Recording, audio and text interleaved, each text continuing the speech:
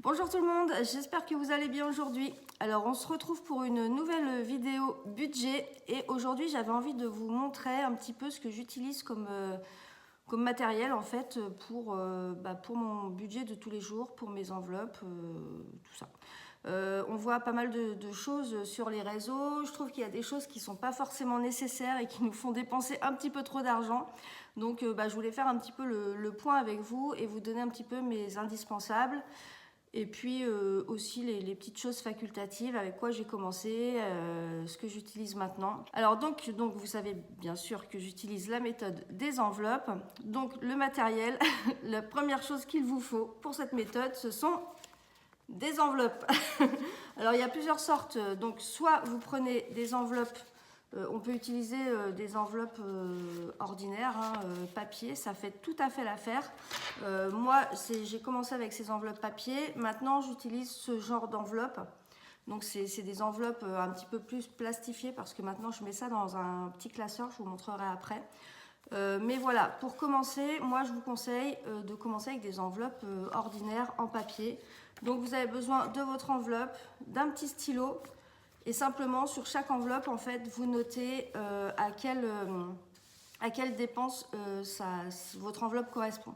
Donc, vous faites une enveloppe alimentation, une enveloppe resto, enfin bon, vous voyez un petit peu le genre. Donc, soit vous prenez une enveloppe papier comme ça, ou soit vous prenez une enveloppe comme ça. Alors moi, c'était des enveloppes que j'avais achetées à l'époque. Elles étaient déjà...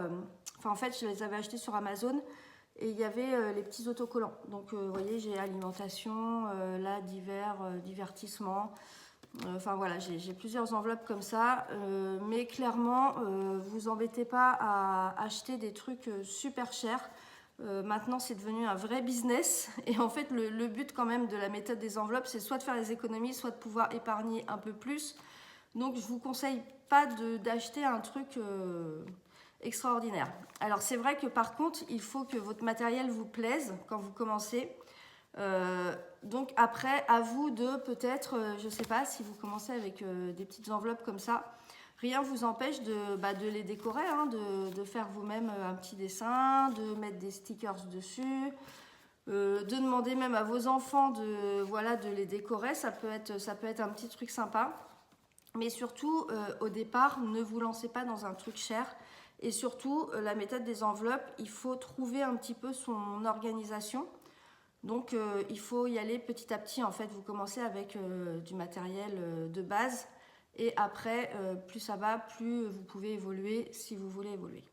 Donc voilà, donc les enveloppes, donc ça c'est vraiment la base. Voilà, il vous faut des enveloppes. Donc après, soit un stylo pour marquer sur les enveloppes, soit des petites étiquettes, soit des petits autocollants, enfin bon, ce que vous préférez. Ensuite, ce qu'il vous faut impérativement, c'est un cahier. Donc moi, j'ai pris un grand cahier comme ça. J'avais pris un truc avec une phrase inspirante. Tu as tout pour triompher et mettre le monde à tes pieds. Bon, je sais pas, mais voilà, ça m'inspire. Alors ce cahier-là, en fait, moi je vous conseille d'avoir un petit cahier. Vous pouvez aussi prendre une simple feuille si vous avez qu'une simple feuille. En fait, moi à l'intérieur, je note, par exemple, mes charges fixes. Je note, je ne vais pas vous montrer parce que je veux pas vous montrer mes vrais comptes. Faudrait que je vous fasse une simulation un jour. Donc en fait, je note par exemple, voilà, le crédit de la maison, combien c'est, à quelle date il est prélevé. Ça, c'est le travail que vous faites au début de votre méthode des enveloppes quand vous regardez un petit peu vos relevés de compte pour voir toutes les dépenses fixes que vous avez pendant le mois. Et moi, en fait, j'ai tout remis sur une page de mon cahier et ça me permet de suivre, par exemple, l'EDF. L'EDF, c'est tout bête. J'ai commencé, j'étais prélevé 56 € par mois. Donc, j'avais noté 56 € par mois. Et en fait, au fur et à mesure, vous savez comment que c'est. En ce moment, ça n'arrête pas d'augmenter. Donc, de 56, je suis passée à 76. De 76, je suis passée à 94. Et là, je crois qu'on est arrivé à 100 et quelques, 102 ou 103 € par mois. Donc, en fait, ça me permet, dans ce cahier-là, de noter qu'à partir du mois d'avril, par exemple, eh bien, l'EDF, mon prélèvement d'EDF passe de 96 € à 104 €.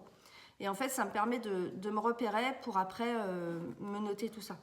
Parce qu'en fait, si vous n'avez pas un endroit où noter toutes vos charges fixes, tous les mouvements qu'il peut y avoir, tous les changements qu'il peut y avoir sur votre compte, et ben vous allez être perdu et vous n'allez pas vous y retrouver. Hein. Si vous avez, par exemple, je sais pas, vous avez une nouvelle dépense et vous décidez le prélèvement commence dans 3 mois. Si vous ne le notez pas, dans 3 mois, le truc il va être prélevé et votre budget il va être faussé parce que vous aurez oublié de mettre cette somme-là. Donc moi dans ce cahier-là, je note mes charges fixes. Après, je prends toutes mes petites notes que je juge nécessaires en fait. J'ai mis au départ un petit peu mes budgets pour mes enveloppes, mes charges variables. Le budget course, combien quand vous stabilotez ou quand vous relevez sur vos relevés de banque. Donc j'avais noté tel mois de janvier, donc j'avais eu Leclerc, Carrefour, un tel, pour faire mon total de budget course. Février pareil, mars pareil, du coup j'avais pu me mettre tout ça. Et en fait ça me permet en plus de garder l'historique. Donc vraiment mettez-vous un petit cahier de côté. Et voilà, ça vous permet de tout noter, ça vous permet de noter vos prélèvements, les sommes qui rentrent, qui sortent, voilà. Donc ça, c'est le deuxième indispensable pour moi, hein, les enveloppes, le cahier et voilà le troisième indispensable, mon petit porte-monnaie, un petit porte-monnaie tout bête, hein, tout bête. En fait, il se présente comme ça. Donc en fait, moi, c'est un petit porte-monnaie, voilà, je vais aux courses par exemple, je mets...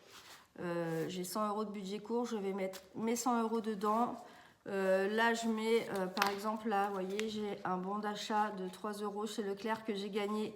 Donc, automatiquement, en fait, quand je fais mes courses, je mets dedans ma liste de courses. Je mets dedans aussi, vous voyez, par exemple, les cartes Cadeos que j'ai ou j'ai des cartes de fidélité, par exemple, Picard, voilà. Truffaut, je m'en sers jamais de Truffaut, je sais pas ce qu'elle fait là d'ailleurs.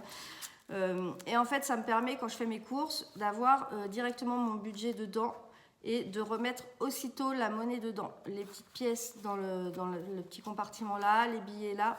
Et en fait, du coup, comme ça me permet vraiment de pas le perdre, de pas perdre mon argent, vraiment, c'est pour ça.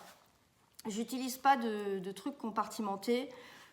Si j'ai par exemple le coiffeur et les courses, je sais que j'ai 100 € pour les courses et j'ai 35 € pour le coiffeur. Je mets dedans, je sépare pas un compartiment pour les courses, un compartiment pour le coiffeur. Je sais que voilà, j'ai 135 €, je sais à quoi ils me servent. Donc voilà, donc ça c'est quasiment ce que j'utilise vraiment au quotidien. Donc vraiment, hein, moi j'utilise les enveloppes comme ça, le petit cahier et le petit porte-monnaie. Mais si vous voulez réduire encore les coûts, vous utilisez des simples enveloppes en papier. Je vais vous montrer l'autre matériel que j'ai. J'ai encore plusieurs petites choses, des choses que j'avais achetées au départ, des choses que je me sers aussi mais un peu moins souvent. Mais voilà, je voulais vous montrer vraiment de base, si vous voulez commencer, c'est uniquement ce qu'il vous faut.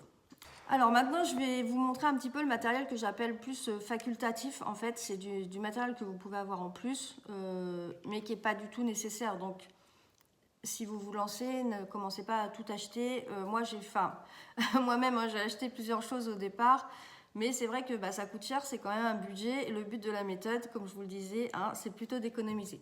Alors, en matériel facultatif, je dirais qu'il y a les fluos comme ça. Alors bon, quelquefois on en a déjà à la maison, donc c'est pas la peine d'en racheter, ou nos enfants en ont pour les cours. Moi je sais que j'en ai piqué pas mal à ma fille. Donc en fait les fluos, ça va vous servir à relever vos dépenses sur vos relevés de banque. Vous savez, comme je vous disais au début de la méthode des enveloppes, il faut refaire le point sur vos relevés de banque. Travail très très très très long et très très chiant. Mais bon, il faut le faire, il faut passer par là, c'est obligatoire. Donc c'est vrai que ça peut vous aider, au lieu de relever, de noter sur votre petit cahier, de relever avec les fluos, ça peut être un petit peu plus ludique. Donc par exemple, vous prenez le fluo jaune, il va correspondre à toutes les dépenses alimentation. Donc à chaque fois que vous voyez une dépense alimentation sur votre relevé de banque, vous le stabilotez et à la fin, ça vous permet de faire le total. En bleu, les assurances, voilà, en vert, le shopping. Enfin, voilà, vous vous organisez. Et voilà, ça peut vous servir. Je m'en sers aussi pour voir les prélèvements qui sont passés. Vous savez, je vous ai dit tout à l'heure que j'utilisais mon petit cahier où j'avais noté tous les prélèvements. Donc en fait, tous les mois, je me refais un... Enfin bon, maintenant j'utilise plutôt mon tableau Excel, mais jusqu'à encore il y a 2 mois, dans mon cahier, je note toutes les dépenses qui vont passer sur mon compte. Et à chaque fois que la dépense est passée, je la stabilote. Comme ça, je sais à peu près dans le mois où j'en suis, ce qui me reste à être prélevé par rapport à mon solde de compte en banque. Ça me permet de suivre si je suis bien ou pas. Voilà, le deuxième chose facultative que moi j'ai acheté au départ, que j'ai fabriqué au départ et que je me sers plus du tout, ce sont les trackers, ce genre de choses. Donc en fait, c'est des trackers où vous notez la catégorie pour laquelle vous avez de l'argent, le montant, et à chaque fois que vous dépensez ou que vous remettez, vous notez. Donc là par exemple, voilà, animaux, j'avais mis 200 € au départ. Vous voyez, je m'en suis servi un mois des trackers. En fait, je trouve ça vraiment embêtant pour être poli. Parce qu'en fait, à chaque fois que vous mettez de l'argent, vous devez sortir votre tracker. Alors moi maintenant, je fais mon tableau Excel ou sinon j'ai mon cahier où je note. J'avais même fait des trackers. Alors attendez, je vais vous montrer. J'avais fait des trackers très sympas, hein. Mais c'est pareil, je m'en suis quasiment jamais servi. Je vais vous le mettre comme ça. J'avais fait des trackers dans un cahier A4 comme ça. J'avais fait ça sur Canva. Et en fait, je trouvais ça super bien parce que c'était beau. J'avais passé un temps fou. Donc vous voyez, j'ai animaux, économie. Voilà, j'avais Noël, les vacances. Enfin voilà, j'avais fait des super trackers. Mais en fait, à chaque fois que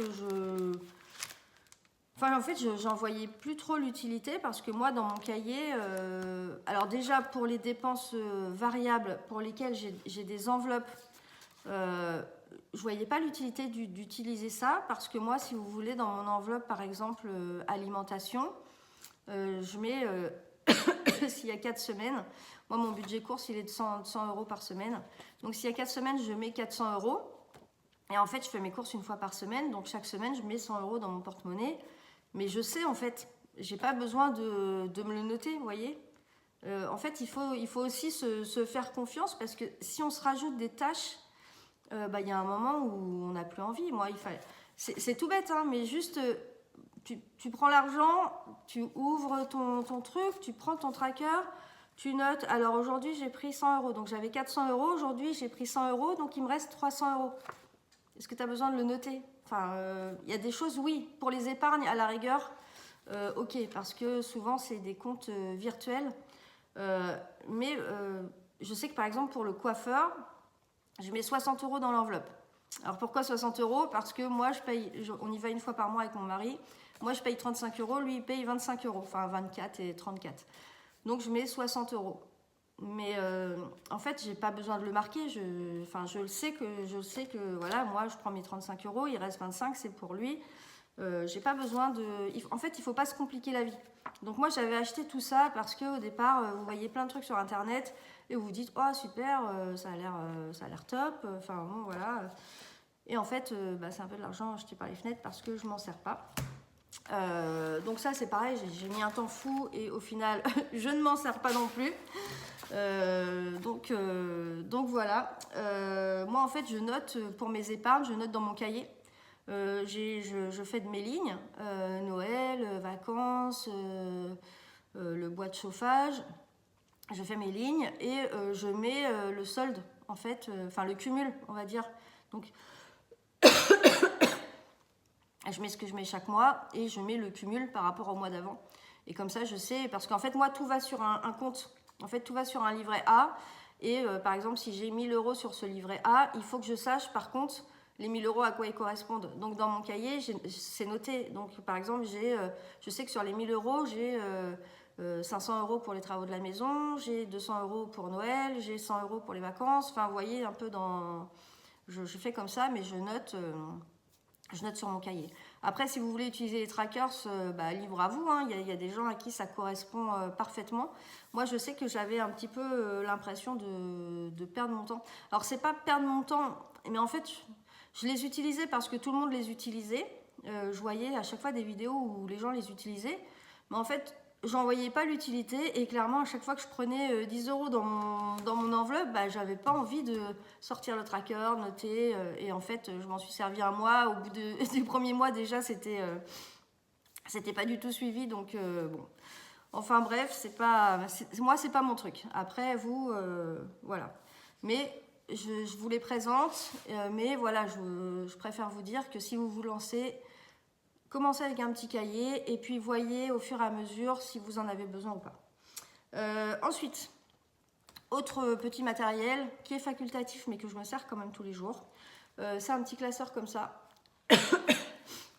Excusez-moi, j'ai les allergies qui recommencent en ce moment là. Alors en fait, le petit classeur comme ça, en fait, c'est simplement pour mettre toutes mes enveloppes. Parce que avant j'avais les enveloppes papier pour commencer et j'avais mis dans une boîte. Donc voilà, c'est une boîte que j'avais récupérée dans une box. J'étais abonnée à la Little Box dans le temps quand j'étais riche. Et du coup, je mettais toutes mes enveloppes dedans. Donc voilà. Et en fait, quand je suis passée aux enveloppes plastiques, je m'étais acheté ce petit classeur là.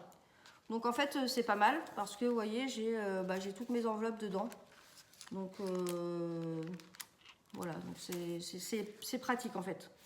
C'est pratique. À la fin, il y avait même les trackers, du coup que je me sers plus. Mais voilà, j'avais acheté l'ensemble. Et moi, le petit classeur maintenant me sert bien puisque j'ai ces enveloppes là. Et c'est plus facile à mettre dedans. Donc du coup voilà, moi j'ai que ça. Alors il y en a qui ont plusieurs classeurs. Il y en a qui ont un classeur mensuel où ils mettent toutes leurs réserves du mois. Après ils ont je me moque pas. Je me moque pas, chacun son organisation, chacun fait comme il veut.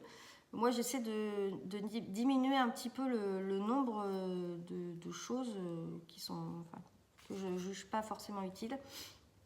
Donc, il y en a qui mettent leur argent mensuel dans un, et après qui ont un autre classeur où ils remettent l'argent à la semaine en fait. Donc, par exemple, c'est comme si moi je mettais, donc dans celui-ci, j'avais mon enveloppe alimentation, je mets mes 400 €, et après je reprends un petit classeur pour la semaine 1, et je prends 100 € de là, et je remets dans mon classeur de la semaine 100 €. Alors moi, non, je le fais pas. Moi, j'ai mes 400 € là. Le samedi, je vais faire mes cours. Je prends 100 € dans mon enveloppe, je la mets dans mon porte-monnaie. Et ça me suffit, en fait. J'évite de faire 50 manipulations. Mais après, je sais qu'il y a des personnes pour qui cette organisation avec plusieurs classeurs, les trackers, c'est tout ça, ça peut les rassurer aussi. Ça peut permettre d'avoir un sentiment de gestion plus carré en fait. C'est vrai que moi, c'est peut-être pas très très carré de faire comme ça. Mais voilà, c'est la méthode qui me convient. Comme je vous ai dit, chacun la méthode des enveloppes. On dit la méthode des enveloppes. C'est une méthode, ma mère l'utilisait, hein, la méthode des enveloppes, avec des enveloppes cachées sous son matelas, des enveloppes papier. Donc c'est pour ça que je vous dis, le matériel, forcément on évolue. Mais c'est devenu un petit peu une mode. Maintenant, vous tapez méthode des enveloppes sur Amazon, vous avez plein de trucs. Et c'est vrai que ça donne envie d'acheter. Après, à voir si vous voulez vraiment, si vous êtes dans une période où il faut vraiment que vous fassiez des économies, allez au minimum. Voilà, je crois. Non, il y a aussi, alors moi, j'ai pas, en facultatif. Donc, je vous disais, moi, j'utilise le petit porte-monnaie comme ça.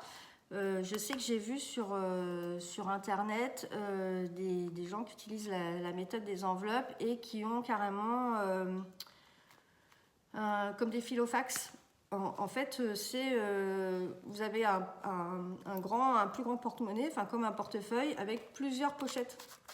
Et en fait, vous pouvez carrément mettre vos enveloppes plastiques que vous avez là-dedans, vous pouvez les mettre directement à l'intérieur du truc. Ça vous permet de compartimenter. Vous pouvez mettre aussi vos trackers dedans pour noter directement après vos courses pour combien vous en avez eu. Alors moi, c'est vrai que je ne l'utilise pas parce que, comme je vous disais, déjà, je me trimballe rarement avec beaucoup d'argent sur moi. Et puis, c'est rare que je fasse tout le même jour. Enfin, je veux dire, le samedi, par exemple, on va faire nos courses, je prends mon budget course. Si je dois aller chez le coiffeur le samedi en même temps, je prends mon budget coiffeur. Souvent, ça s'arrête là. Après, on va faire un loisir un autre jour, je prends mon budget loisir. Mais je sais à peu près toujours, voilà, il y a 40 € pour le loisir, il y a 30 € pour aller manger au McDo. Je sais que j'ai pas besoin de recompartimenter. Donc après, vous pouvez aussi utiliser l'autre. Je trouve que ça coûte cher, alors qu'un petit porte-monnaie comme ça, c'est pas cher. Voilà, dernière chose que j'utilise. Alors ça, c'est pour mettre ma monnaie. Alors, c'est pas une obligation non plus, hein. Moi, j'utilise un bocal parce qu'en fait, quand je rentre des courses, tout ça, j'ai toujours de la monnaie. Et clairement, moi, dans mes enveloppes, je remets quasiment que les billets. Alors, sauf pour les enveloppes qui nous sont propres. Parce qu'en fait, moi, j'ai une enveloppe, mon mari a une enveloppe et ma fille a une enveloppe. Et pour ces enveloppes-là, bah, c'est vrai qu'on aime bien si on va s'acheter un truc qu'on nous donne 5 € en monnaie, bah, on remet dans notre enveloppe. Mais pour le reste, les courses, tout ça, à chaque fois que j'ai de la monnaie en revenant des courses, je remets systématiquement dans les tirelires. Ça permet de faire monter un petit peu la petite partie d'épargne épargne-pièces. Et voilà. Donc en fait, j'ai deux tirelires. Deux tirelires.